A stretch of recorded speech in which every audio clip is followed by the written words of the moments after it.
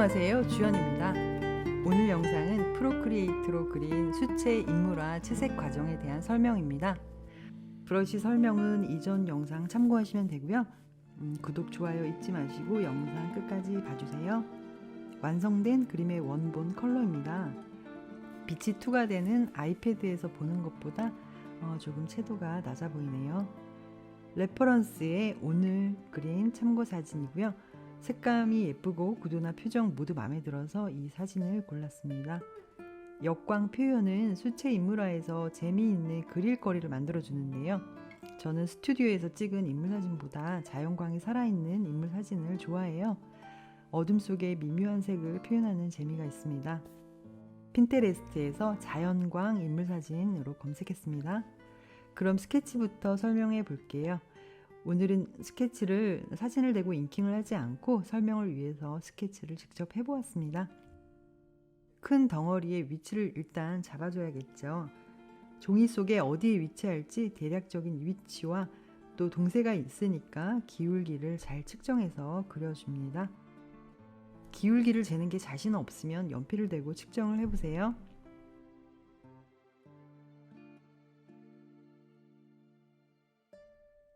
어깨와 손의 위치도 정해주고요. 얼굴은 3등분을 해서 이마, 코 길이, 턱 길이를 알맞은 비율로 해서 위치를 잡아줘요. 종이 안에 사물이 적당한 위치에 잘 들어갈 수 있게 면적도 고려해서 그려주면 됩니다. 처음부터 정확하게 그리려고 하지 말고 일단 요소들의 정확한 위치를 정해주는 게 중요합니다. 이 사진은 옆모습이라서 비교적 형태를 잡기가 쉬워요. 레이어를 흐리게 하고요. 그 위에 레이어를 한 장 더 만들어서 이번에는 조금 정확하게 스케치를 합니다. 위치가 정해졌으니까 조금 디테일한 모양을 그리기가 쉬워요.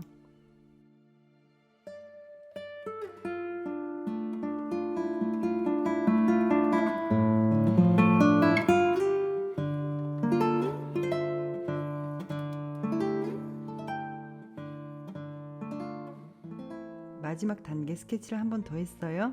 디테일한 선으로 깔끔하게 그려주면 되는데 스케치 선은 어차피 버릴 거긴 한데요. 채색을 하기 위한 지도가 필요하니까 정확하게 그려주면 채색할 때 훨씬 수월합니다.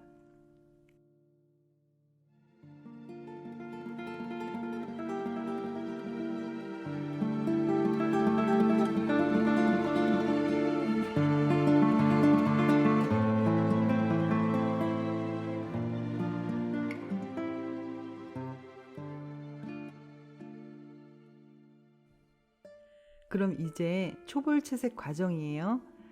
스케치 선은 마지막에 그린 선만 남겨두고요. 속성을 곱하기로 변경을 한 다음에 오퍼시티를 줄여줍니다. 곱하기를 하는 이유는 이 속성이 흐릿하게 해도 제일 잘 보여요. 곱하기 속성은 셀로판지와 같은 느낌이라고 생각하시면 돼요. 진하지만 투명한 느낌. 페인터에서 제일 속성이 이 곱하기와 같습니다. 추출한 컬러에 적당한 살색을 고르는데요. 아무것도 없는 흰 바탕에 색을 칠하면 모든 색이 진하게 보이는 착시가 생겨요. 너무 흐리거나 진하지 않은 얼굴의 중간 톤을 선택하면 되겠네요. 메인 브러쉬로 칠해주고요.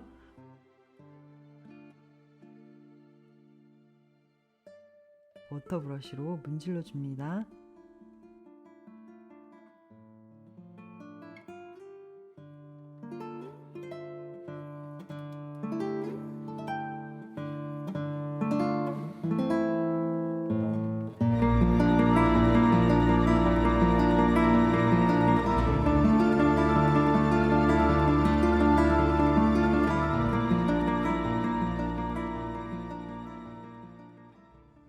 전체적인 톤을 참고 사진을 보면서 칠해주면 되는데 머리 컬러와 옷의 컬러, 입술의 컬러 이렇게 전체적으로 필요한 색들을 이 단계에서 칠해줍니다.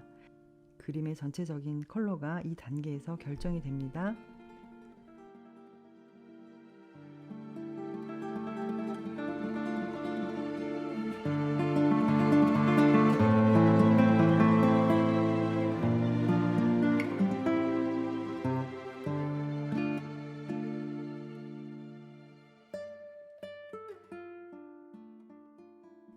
어느 정도 인상이 나와야 재미있고 그릴 맛이 나니까 인상을 적당하게 잡아주었습니다.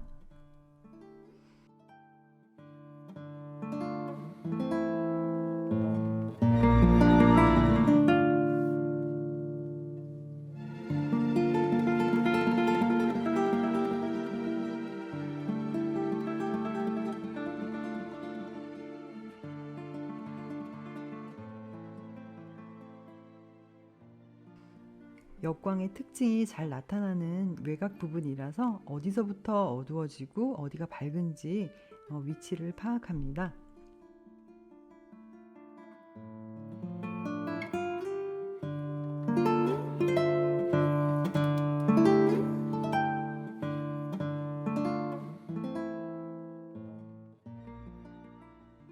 밝고 어두운 경계를 관찰하면서 칠하고 문질러 주기를 반복하는데요. 사람의 피부는 부드러운 다양한 굴곡들이 존재한다는 사실을 잘 이해합니다. 웻 브러쉬와 워터 브러쉬 두 가지를 반복해서 사용하였습니다.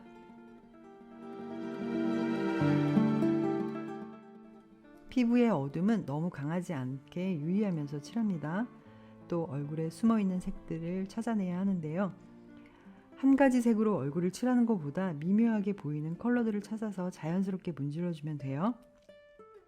이 사진은 역광 얼굴 사진이라 전체적으로 얼굴의 채도가 낮습니다.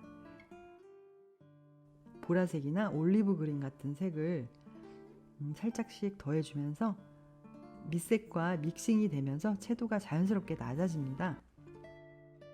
모든 색은 상대적이라서 내가 그리는 그림 안에서 조화롭게 색이 사용되는지가 중요해요. 사진의 컬러를 스포이드로 추출하지 않고 참고 사진을 관찰하면서 나만의 느낌으로 칠하면 더 그림 같은 그림이 됩니다.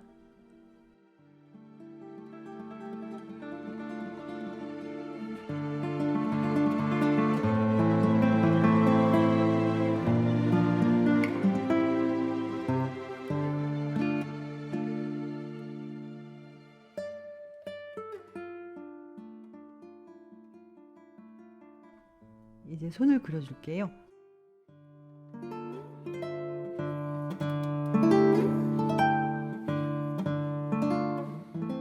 손 역시 역광이라 어둡고 밝은 영역을 나눠주고 있어요.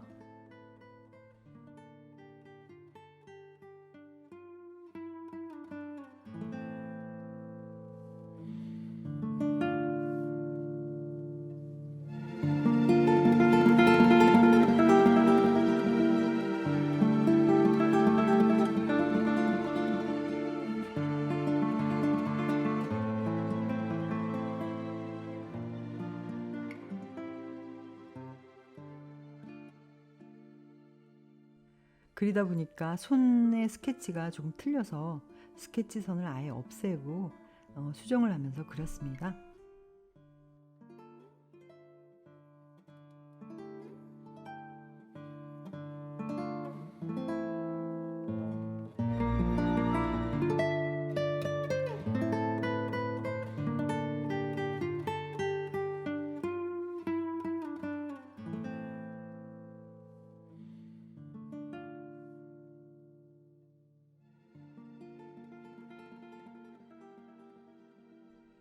선의 느낌이 나지 않게 손가락의 덩어리를 분리시켜 주는데요. 선으로 그리고 문질러 주고를 반복하면서 손가락의 형태를 그려주었습니다. 칠한 자리를 다시 워터 브러쉬로 문질러 주어야 하니까 이 그림에서는 레이어를 거의 한 장에 그려도 상관이 없었습니다.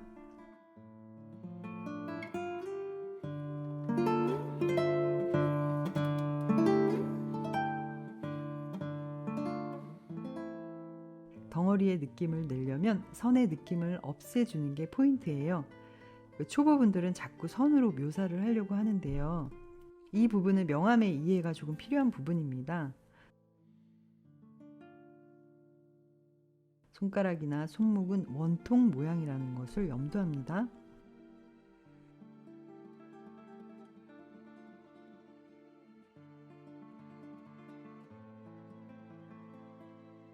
옷의 디테일도 추가해서 그려줘요. 옷 부분에 수채 브러쉬에 터치를 지우지 않고 그대로 살려서 그렸어요.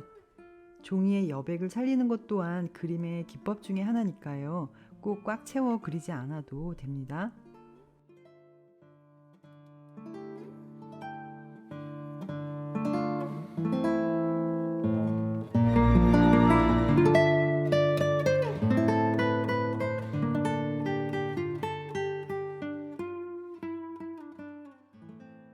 손 부분은 손이 많이 가는 부분이에요.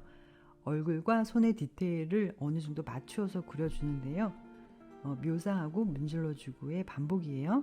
덩어리를 유의하면서 묘사해줍니다.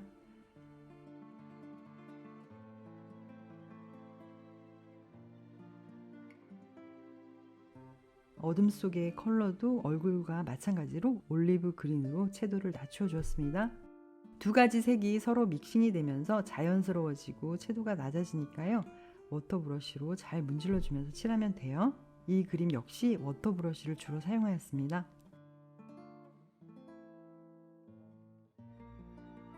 이제 마무리 단계입니다. 디테일을 추가하는 과정이겠죠. 머리카락은 제가 녹화 버튼을 깜빡하는 바람에 빠졌는데요. 예리하게 그려지는 웻 브러쉬로 머릿결을 하나씩 그려주었어요. 빛이 투과된 머리의 흰 부분도 웻 브러쉬에 흰색을 사용해서 그려주었습니다.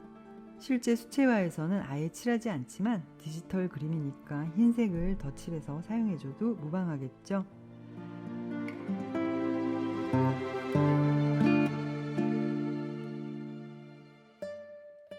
마지막 묘사 단계에서는 얼굴의 미묘한 굴곡을 잘 관찰해서 표현해 주어야 하는데요. 이 부분은 아주 미묘하게 차이가 나는 부분이라서 묘사를 해주면 해줄수록 더 완성도가 좋아지겠죠.